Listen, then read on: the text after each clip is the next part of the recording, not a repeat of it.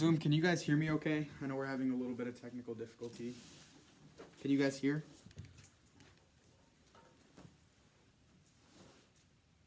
Yeah, okay. I'm seeing thumbs up emojis. Okay, good. All right. So I know a lot of you have taken that October test. Hopefully we can talk about that a little bit first, but then we'll get into more English today. We've gone through pretty much all of the rules that I've wanted to. We're going to move to more process-based questions today, talking more about how to think through problems that aren't rule-based and require you to solve. Let's see if this works. So first of all, how many people took the October test? Okay, what section was the hardest for you guys, do you think? English and math were hard? English was hard? Okay. Did someone else raise their hand too? Online, whoever that was, what was the hardest section for you guys? English, okay. That is new for me. Typically, English doesn't seem to be the hardest one, but again, the format is new, so all this is really valuable feedback for us and how we're going through it. Did anyone struggle with time? English was a little rushed, do you think? Yeah. Struggling with time on math as well? Or is it just mostly English? Don't remember? Okay, that was a few weeks ago, it's fine. But, yeah, okay, I'll keep that in mind. I think today what we're going to go through, are you guys taking it again in December? Okay, sweet. I think what we're going to go through today is going to be pretty helpful about dealing with time and exactly how to approach questions. And I'll give you a few different shortcuts you can take that will for sure help with time, but more importantly, get you through questions that are there to stop you up. With the new format, I'm hearing mixed things about how the English test has functioned. But with the old format, it's always been the same way. There's a few shortcuts that have been super duper effective, so I'm gonna reteach those and see if, for the most part, they apply to the new format too. From what I've been through in the new format, it seems like those things are still fairly present, but again, I haven't taken the test the same way you guys have, so. And you guys took it paper pencil? Okay, that's good at least. And you guys are taking a paper pencil in December? Everyone who signed up to do it is doing it with paper and pencil? Okay, cool. Yeah, if you're not, that's okay, but a lot of these little shortcuts I'm going to tell you about today are way easier if you're using paper pencil as compared to on a computer. The computer's cool, don't get me wrong, but I'm not trying to sound like an old head, but the paper and pencil will make the test easier. It's not only easier to read, it also gives you this really great tool that you can keep in your hand all the time. And it's not always going to make you do better, but it will minimize the amount of mistakes. So it's going to raise your floor, not your ceiling, if that makes sense. So let's quickly get into a few of these process questions. This is the last thing that we'll officially write down. And then after that, we're just going to spend the rest of the 2 classes practicing. So you can really see what I'm talking about when I'm talking about process questions, what that means. And then as we go through, we'll kind of revisit some of the rules, and you'll start to see them pop up more and more, which rules are so important and which ones maybe it's okay if you're not super duper familiar with. I went through a lot of rules the past few times that I was here. There's a lot of punctuation, a lot of grammar, so you'll get a feel for what things are important there the more practice we do. But starting with these things, I'm only going to write like 4 bullet points here, and then we're just going to get into practicing. And I'm telling you this because there's not that much stuff here, but I trimmed it down way more than what I used to teach it as, because these are the most important things. I've cut out a bunch of stuff that I used to do on this day so we can get to more practicing. So I'm letting you know that because these things that I'm going to tell you are very important. So follow these to the letter. They're going to be super duper helpful in making these questions easier. So the first tip I have for you in the process is look for a revision task. If you see one, so if there is a revision task,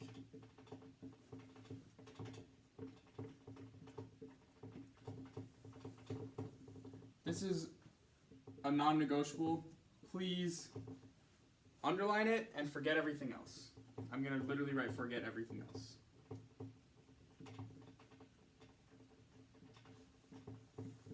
Okay. what do I mean forget everything else? And what is a revision task? So when you get to a question on the test, the new format, every single thing that's underlined, it's going to correspond to a question, right? And then that question is going to say, which of the following, blah, blah, blah, and it's telling you what it wants, right? And some of them are going to have no actual revision task associated with them. Some of them are just going to say which one's the best answer, basically. Other ones are going to tell you exactly what they're looking for. So if it just tells you for the sake of logic and cohesion which one of these is the most grammatically acceptable, there's no revision task. It's just telling you to pick the one that follows the rules, right? But let's say it says, given that all the following are true, which one most cleanly transitions from the previous paragraph to the new one? Something like that. That's a revision task.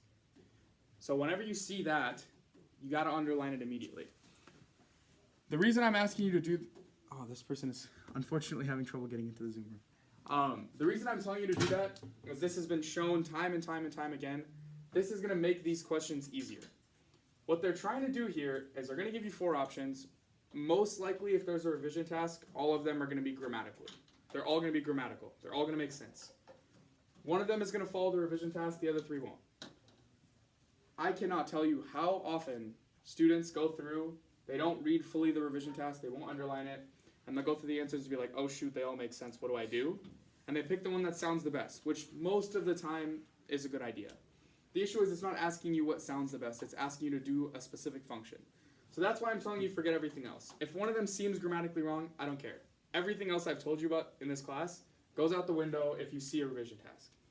Yes? Does the idea of still being concise come into this? It will, but if the thing, this is where it gets kind of tricky. There are questions that will ask you, which of the following is the most specific description? Then if you want to be specific, you might end up saying a little more words than you want to. So the only time you can trump the economy rule is if it tells you to. So if it says which one is the most specific, pick the most specific. Don't worry about being concise. So this is like, if there's a revision task, focus on that over everything else that I've taught you. Forget literally everything else I've said. Which is, it's not going to happen often that I'm going to tell you to forget everything. But if there's a revision task, just stick to that, please. Do not try to answer the question on what sounds best or what's going on. Just follow the task. And especially if you have paper and pencil, please underline, circle, box it, do something so that your brain knows that this is what you're doing. So if you underline it or circle it, it's going to make the question easier. Does that make sense? Do you know what kind of questions I'm talking about? Like these revision tasks?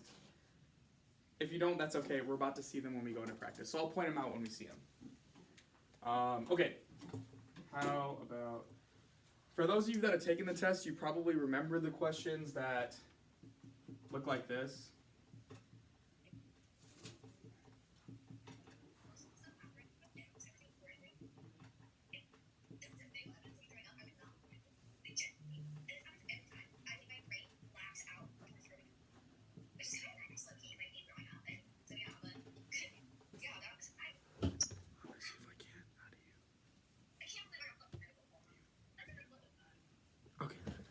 Sorry, guys. Do you guys recognize this form? When you go to a question and it's going to be like, did it accomplish this goal? And it's going to be yes because, no because, no because. Or it'll say like, should this be kept or deleted? And it will say kept because, no, deleted because, deleted because. You guys have seen those? So this is a very specific type of question, and I would offer you up to a minute. You know, normally you take like 15 seconds on a question would be like a 15 to 30 seconds would be a good amount of time. This you can have a minute, 2 minutes, however long you want. These are designed to take you longer. However, there's a trick that we've talked about amongst New Horizon for a long time, since I've been taking the test, which has been a long time. And it's extremely effective. It makes people get the questions right more, and it makes people take less than a minute typically. So these questions are designed to take long, and what I'm about to tell you will make it not take long, and you're going to be more accurate. So, before you even read the because, there's 2 parts of this thing, right? There's going to be this whole whatever the reasoning is, and then there's the yes or no, right? So each of these things has 2 components. Yes, explanation, no, explanation, right? Before you look at this, before you look at any of this, you need to decide in your head yes or no. So sometimes it's going to say, should this be deleted? And you're going to realize, I mean, yeah, it should be deleted. Before you look at this, in your own head, you're thinking, yeah, it should be deleted. I kind of already said this information. So then before you even go, you're going to delete those two and not even look at them. And then you're going to answer between A and B. Now you can read the answer choices. And you're going to pick the one that's most close to the explanation you had on your head. The reason this is so effective, every single time you go through these questions, the right answer between these two, let's say, between yes because A, yes because B, one of them is going to be glaringly wrong, and one of them is going to be obviously right. The problem is, these explanations are going to be really convincing. So the only part that's typically wrong with these is the word no. The explanations are going to be very convincing. So if you don't do this, if you don't eliminate these, and you're looking at the question and trying to read every single answer choice, you're most likely going to leave in two answer choices that are both very convincing. To avoid that situation entirely, this trick basically always works. It's whenever you have a question like this, if it's got, and this applies also if it says like, I'm just going to make that clear. So like kept or deleted. These are typically the last question of a passage. On the old format, it was almost always question 15. Now we have different lengths, so it's not going to always line up like that. But yeah, please do this. Eliminate two answers first before you even think about reading them. Just eliminate two of them. Yeah. You know, like all the really confusing passages that are like the classical type, that like Shakespeare, someone would write like that. What if you can't really decide if it's yes or no? That would be more of a concern. You'll probably have more of an issue with that in reading than English. They've tried to eliminate really classical English passages, and they're leaving them exclusively to reading. If you do see one in English, you can't decipher. I mean, sometimes it'll happen even when it's a normal English passage. You just can't figure out yes or no. Then it's okay. You have no other choice but to read all four and pick the best explanation. But if you can, this is going to work like significantly better. So I would do this first if you can. If you can't, it's okay. And that's kind of, it works the same with this. I mean, the most important thing is you get the question right, but I'm telling you these things because they have shown over and over again that they help you get questions right. So if you don't want to follow them and you're really good at this test, that's okay. But I'm promising you that these things do work. Okay, here's another helpful thing. Do you remember seeing questions that like ask you to move a sentence? That if this sentence, for the sake of logic, this sentence should be placed where? And it gives you 4 different options. Or maybe it'll be like the order of this paragraph should be what?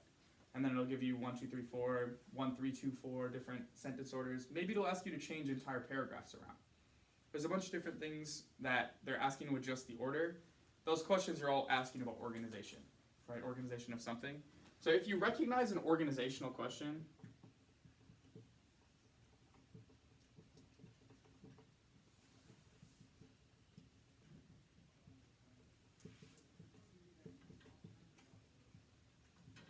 the trick you want to do is look for a pair or a match. That's like looking for, like when you're trying to solve a puzzle, you don't try to just fit 2 random pieces together because you'll never be able to do it, right? So what you're going to do is look for a pair or a match.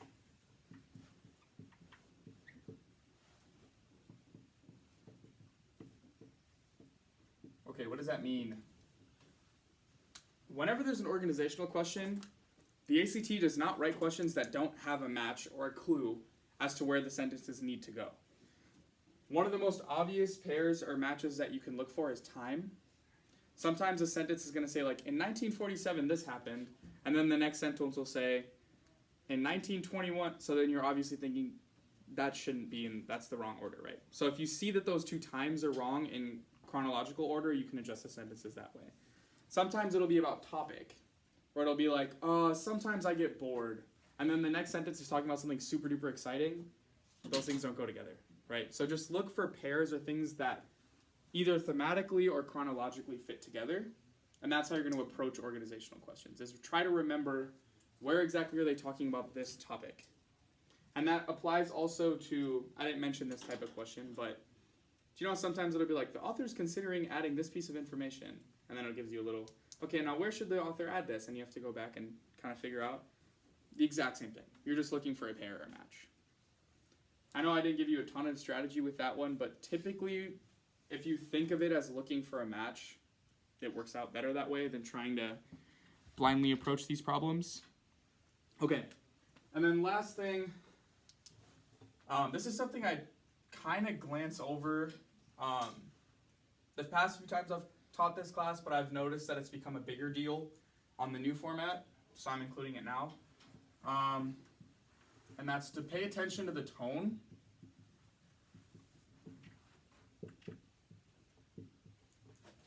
Okay, that's kind of a buzzword for like high school English classes. You're talking about like tone or the way that the author's speaking.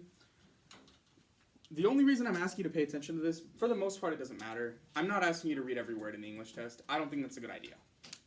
Honestly, I think you can use that time better than reading every single word. So typically, I only read the first paragraph, and then after that, I kind of just skip around and go straight to the underlined stuff where it actually matters. And then if you need to read more, if a question asks you to read more, then do it. But for the most part, you don't need to read every word. The reason that I always read the introduction paragraph and the concluding paragraph, I didn't mention that, is because I'm trying to pay attention to the tone. So typically the introductory paragraph is going to give you a really good like sample of what the tone is going to be like. We've already mentioned like sometimes you'll read passages and it's like, I would never speak like this. This is too classical. This is like Shakespearean. This is weird. And you know that's the tone. Sometimes it's a fairly scholarly article talking about like a scientific thing.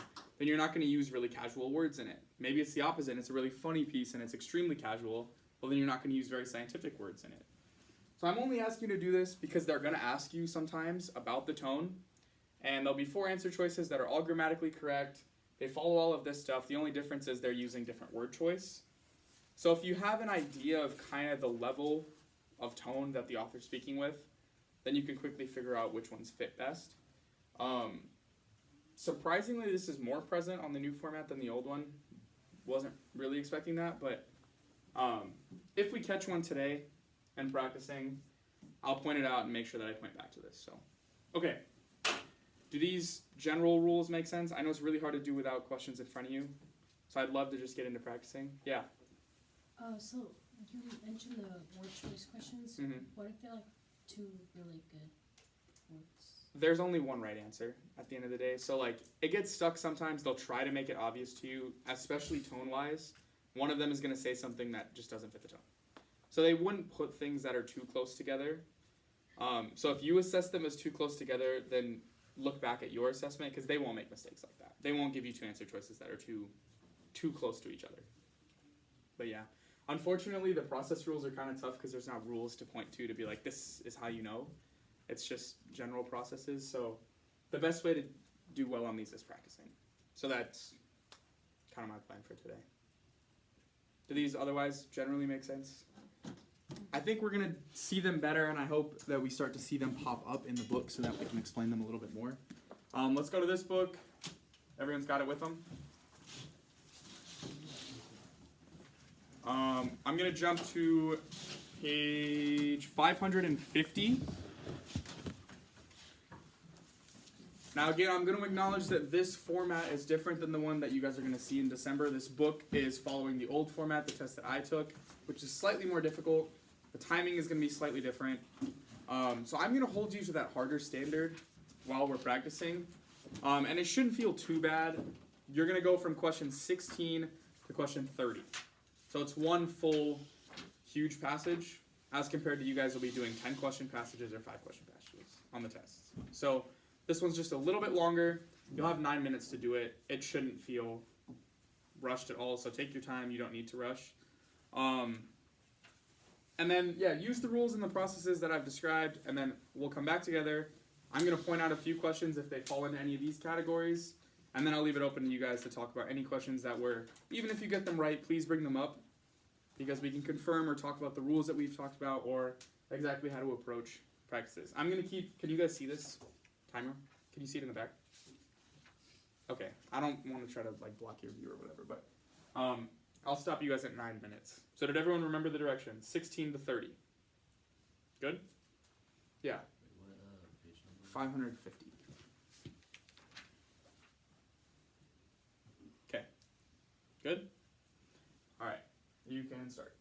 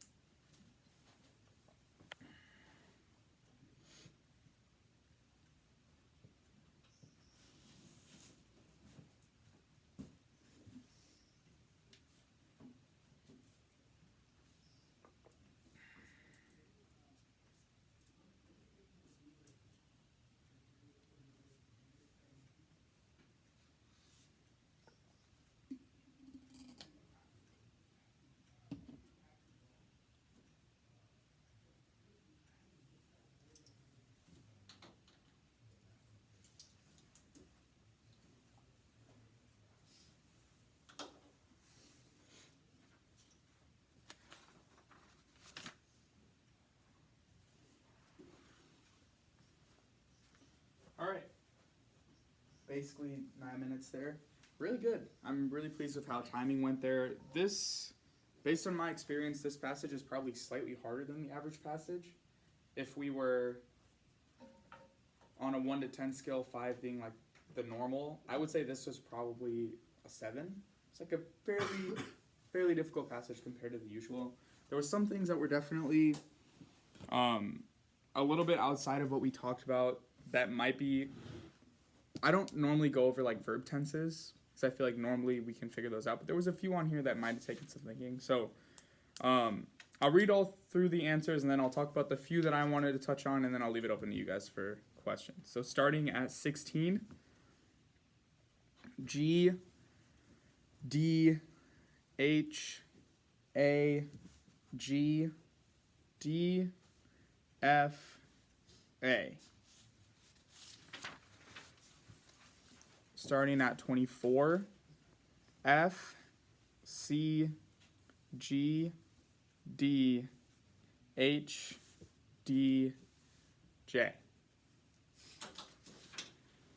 Okay, so I'm going to quick touch on a few that fit into what we were just talking about here, starting with 20. I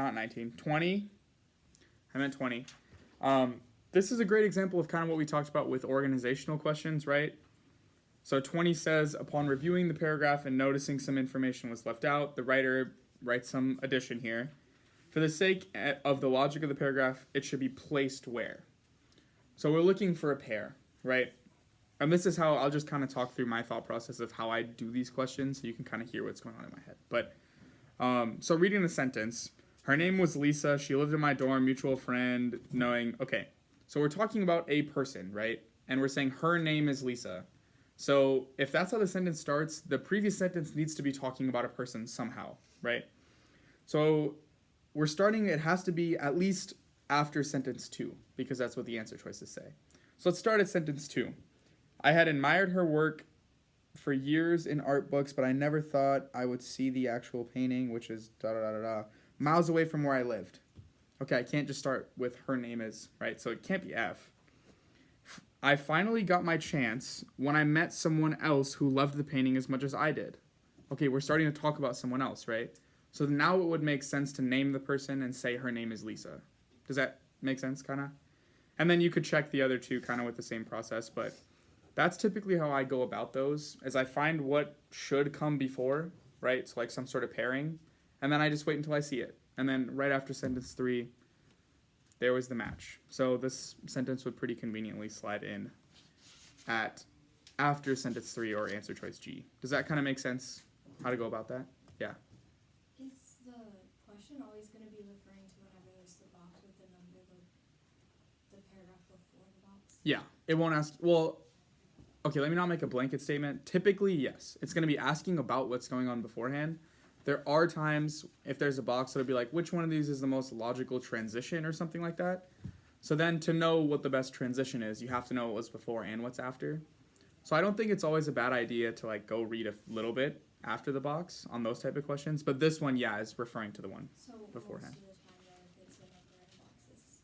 It's going to be before, yeah. Okay. Oh, I see what you're saying. I didn't realize. Yeah, so the next box, yeah. It's always going to be before. Confuses me whenever it doesn't say like before the box 20, and it just says question 20. Yeah. So I went every other on the test before. The box is going to be referring to the stuff before, yeah. That I forgot that's a new addition they're making with how much more like sentence numbering they're doing with like you'll see more 1, 2, 3, 4 across the paragraphs. But yeah, the box is referring to stuff before. Unless it says otherwise, it's referring to stuff before. Yeah. Okay, that was question 20.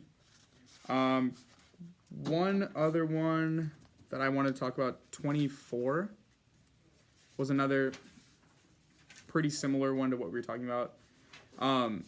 So this has some text before it. Given that all the choices are accurate, which one provides the most effective and logical transition? There's your revision task. So I would underline our box, effective and logical transition. So I'm looking for something that's a transition from what we were talking about to what we are talking about. And this is a good example of one of those where you might have to read a little bit more to figure out what are you transitioning to. So I know in the previous paragraph, we were talking about, this painting is so huge, to do something of this magnitude, she made it look so easy. And then going forward past this little underlined portion, the beauty of the painting is what we're talking about. The colors are so cool. It's like, we're talking about its beauty, right? And so if you were to use answer choice G, one thing that struck me, that isn't a particularly good transition from what we were to what we are talking about. So I don't like G. H says, many art critics have written about, again, these aren't bad choices. They just don't fit the revision task, right? So I wouldn't choose H either. And then J says, the debate rages on over, again, that's not really transition because we're kind of praising right now. So we don't want to be talking about controversy or debate. So that's why F makes the most sense. So we're talking about something impressive. Even more impressive, though, is... So that's how that question could end up being pretty tricky if you don't pay attention to the revision task and underline it. But then if you do, when you're looking for just that, it becomes a little bit easier. There's a few other interesting ones. 28 had a yes because, no because, right? So the author's considering adding this sentence, the Art Institute of Chicago contains many other famous paintings other than blah, blah, blah, whatever. I immediately was like, no, we don't need this here, right? Because we're talking about this specific piece of art. So imagine I'm telling you all these descriptions. Oh, by the way, Chicago also has these things. And then we go back to talking about the one piece of art. Don't really need that there, right? So I would eliminate F and G right away. And then between H and J, H says no because it provides information not relevant. Yeah, that makes sense. And then J says no because it's contradicted by other pieces of information. We haven't really talked about the Chicago Institute, so H would be the best answer choice there. Okay. There was quite a few other tricky questions on this one, but I'm just going to leave it open to you guys for ones that you found took a little bit extra time or took some extra thinking. Even if you got them right, it'd be helpful for everyone else. Yeah. How do we know that number 18, it's H, not G? H, not G for number 18. Okay, so 18 says, we both had 3 days off at the same time, so we decided to make a road trip to Chicago so we could see the painting in all its grandeur. Okay, so have you guys heard the word grandeur before? Grandeur is like describing, it'd be a good synonym would be like elegance. So grandeur is describing the painting and not the people. So that's why you want to talk about the grandeur that belongs to the painting. And so this is a rule we actually talked about, right? Why was it not J or F? Yeah, go ahead. Because J is not even, right? J's not real, yeah. And then F is only when it's referring to the contraction. Exactly, yeah. So we're looking for something possessive, and the only time we don't use an apostrophe in possessive forms is with the word it. So that was an exact question referring to that rule that we had talked about. So that's pretty cool, a rule we actually talked about that was there. Any other ones?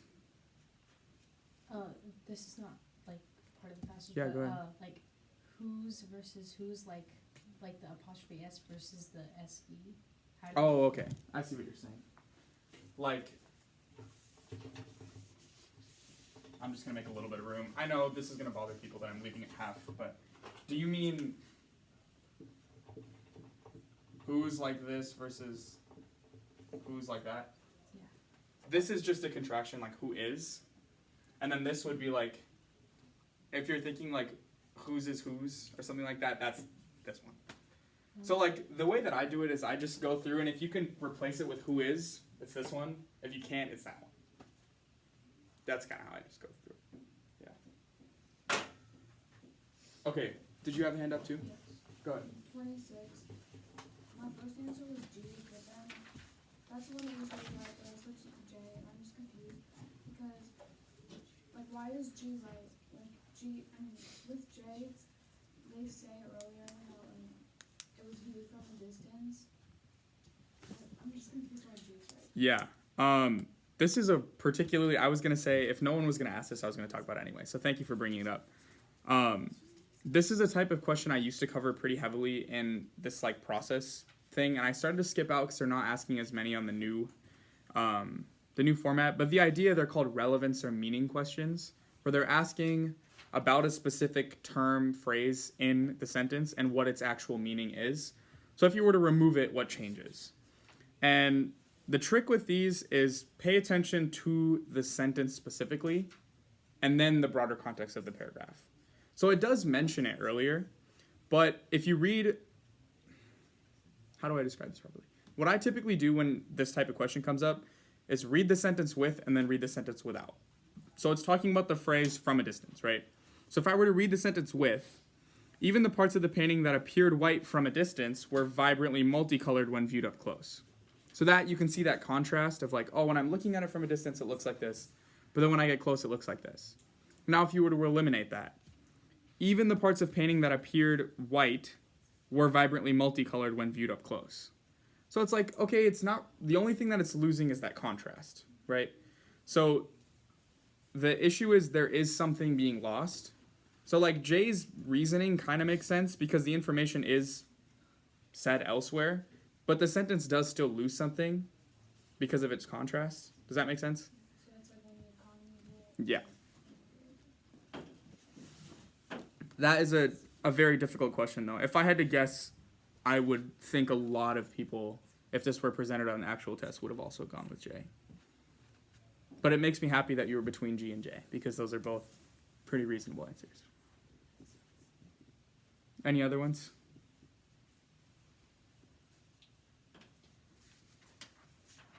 Do you have any other ones? Kind of. Yeah. Okay. I think I'm just overthinking it. That's fine. In the very first question. 16. Yeah. I know why it's G, but technically, whoever's talking in this paragraph would never said that she knew that she had seen it.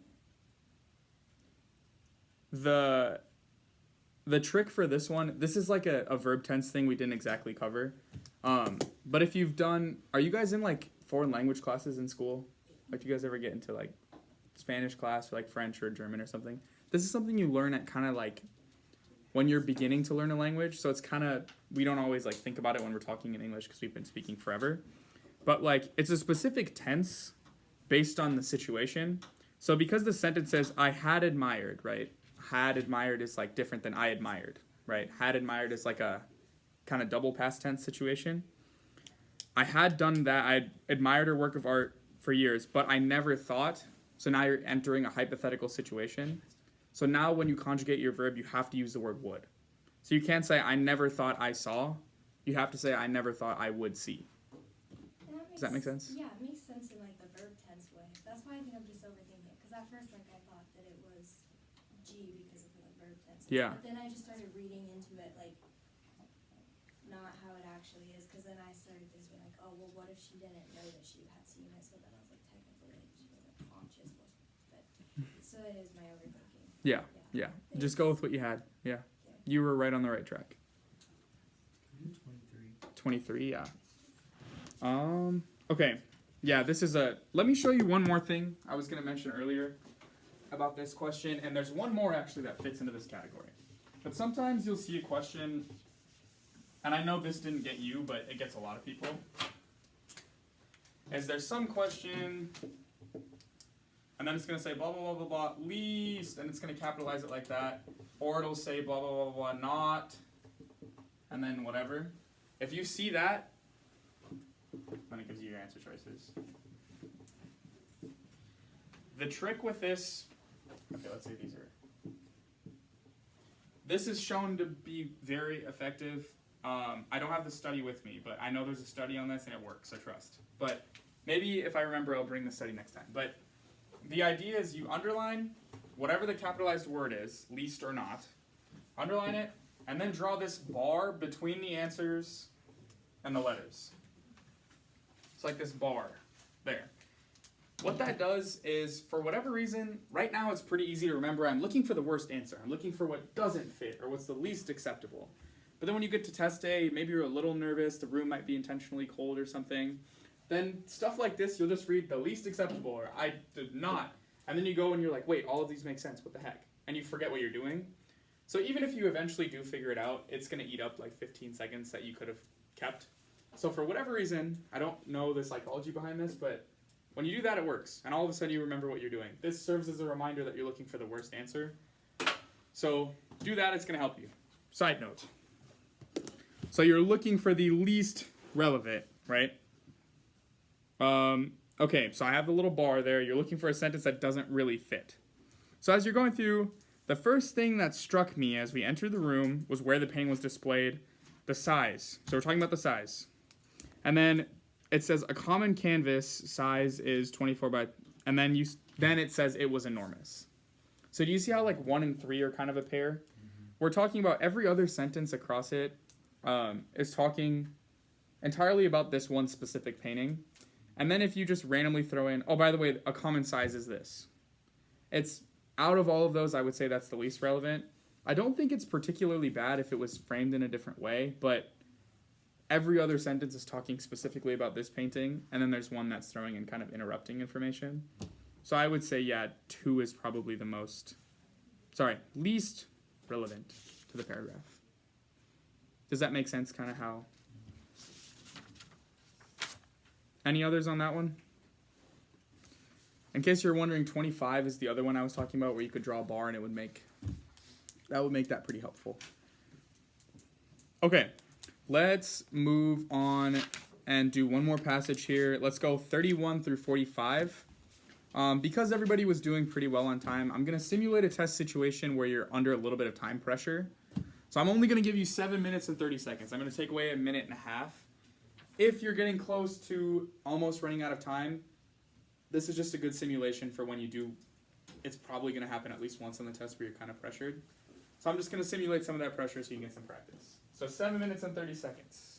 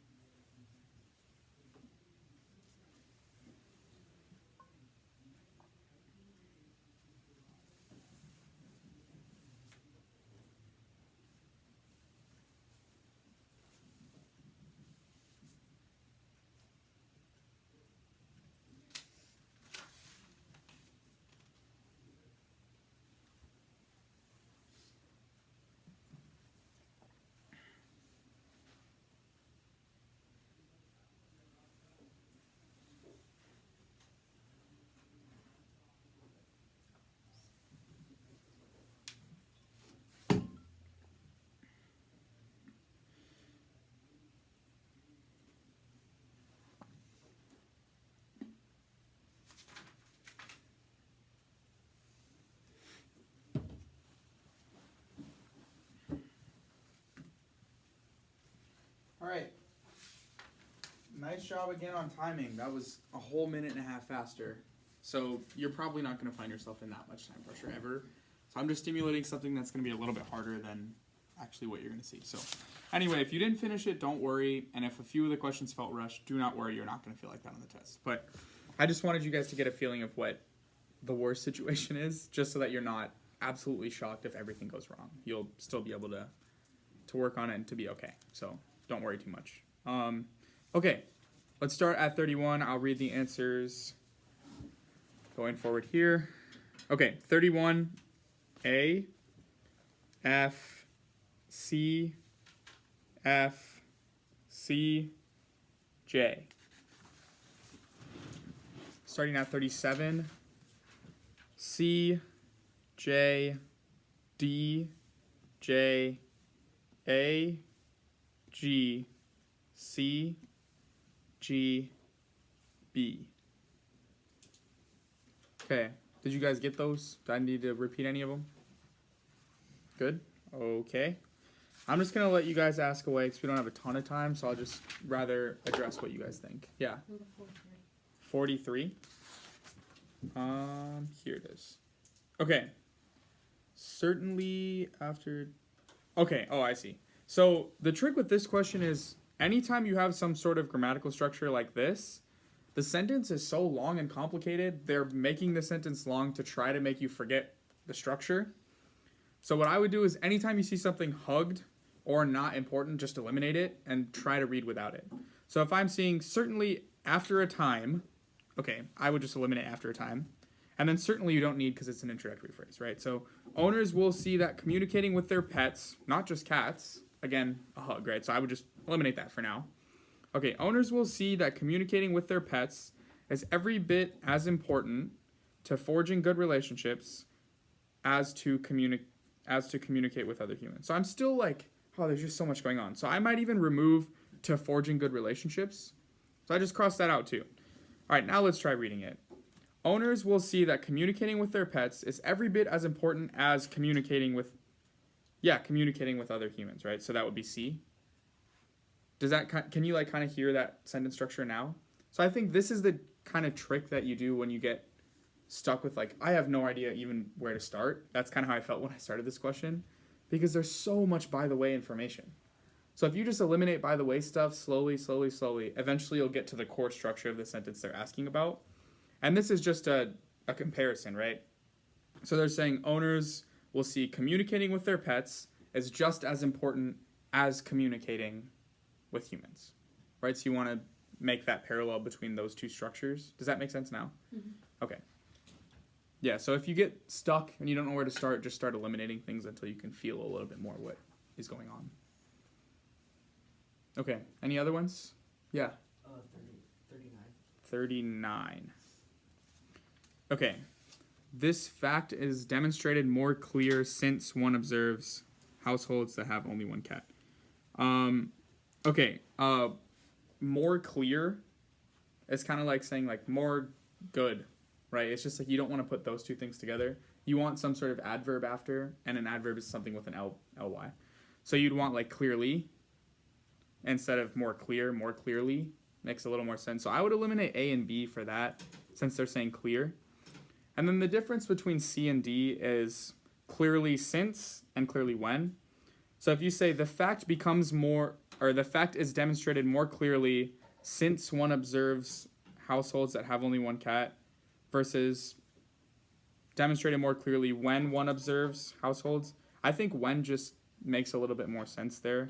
I don't have an exact rule or reason for why that is, but when is the word that we're looking for, not since. Since has a different relationship implication. Does that kind of make sense? Yeah. Okay. Yeah, sometimes I know it happens all the time. It used to happen to me where I would like ask a question and be like, I have no idea what's going on. And then they would say it out loud and I was like, duh. I would feel like that all the time when I used to ask my teacher. So like, I get it. Yeah. 35. Okay.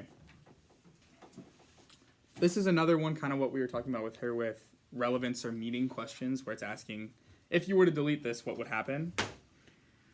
So the sentence that goes right before it is, we're on 35. With other cats will use their voices only to express pain. So we're talking about with other cats, right? And the rest of the paragraph is kind of talking about how they communicate with other cats in nonverbals. And this is the only time where they're going to use their voices. So I would say A is, it's not redundant because it doesn't say that elsewhere. B says another description of the ways cat communicate non-verbally. Well, it's saying they're using their voices, right? So that's verbal. C, an exception to the general trend. Well, we're describing a trend of non-verbalness, and then we have something verbal. So that's at least relatively good. And then D says a brief summary of the information. I'm not really summarizing anything with that sentence. So I would say C makes the most sense there about this specific sentence being an exception to the rest of the rule about being nonverbal. Yeah. Number 31. 31. However, cats have developed an intricate language, not for each other, but for human beings. Cats have developed an intricate language. Yeah, I don't particularly see a need for any punctuation there. Cats have developed an intricate language, not for each other. Which one did you pick? I mean, I picked C initially, but then I moved it to A. But, I mean, A seems correct, but I'm not sure why C is incorrect. C just has... There's no need for a comma between intricate language, not for each other, but for the human being. Because not for each other is part of the original clause. So then you just need a comma after each other, not before. Does that make sense? If you were to put a comma after language, you'd create a comma hug. So it'd say not for each other being hugged, meaning it'd have to be like by the way or like eliminatable information. If you were to eliminate it, so just cross out not for each other, then it would say, however, cats have developed an intricate language, but for the human beings who have adopted. So that doesn't make sense, right? So that's why you can't use. That's why you can't use C. Does anyone else have others? Yeah, again, I just want to point out, this is a fairly challenging passage. I would probably rate this again like a 7 or 8 out of 10. So this is quite a bit more difficult than what you're going to see, but these are the ones that you want to practice with. And again, I put you under time pressure on purpose there so you could kind of get used to what that would feel like. So if there were certain questions that were particularly challenging or took longer than usual, don't worry, that was by design. So that is most likely not going to happen on the test, and especially with that new format. So good job. I will be back in 2 weeks, I think. Yeah, 2 weeks. I'll be back in 2 weeks, and then we'll do one last day of English. That day, we're just pretty much going to do what we did today the entire time. Just focus on practicing, and then we can see the examples, the rules that we've talked about in class. And if you guys have questions, you get stuck on anything in between now and then, feel free on the WhatsApp. You can always put questions directly to me. I'm in your guys' group chat. You can go find me and just send me questions, and I'd be happy to help explain with those. All right.